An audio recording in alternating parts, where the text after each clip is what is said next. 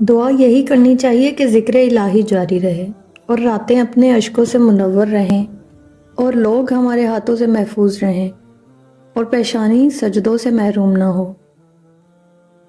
تقوی والا انسان دوسروں کو پریشانی میں مبتلا نہیں کرتا، بلکہ جس سے ملتا ہے چہرے پر مسکراہٹ لیے ملتا ہے۔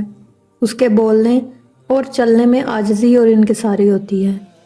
وہ خود بھی خوش رہتا ہے اور دوسروں کی خوشیوں میں شریک ہونا جانتا ہے۔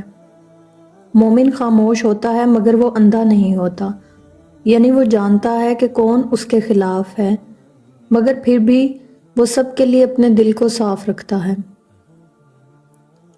بندہ زبان کاٹ دے اس اولاد کی جو بڑی ہو کر باپ کو کہتی ہے کہ آپ نے ہمارے لیے کیا ہی کیا ہے۔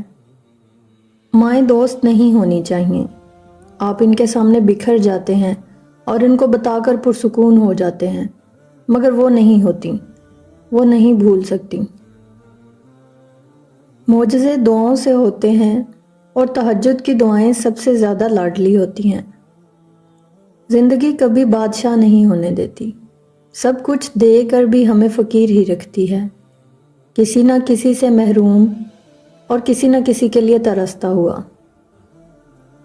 زندگی بہت عجیب ہے، ہم کسی بھی چیز کے بغیر آتے ہیں، پھر ہم ہر چیز کے لیے لڑتے ہیں، پھر ہم ہر چیز چھوڑ کر بغیر کسی چیز کے رخصت ہو جاتے ہیں۔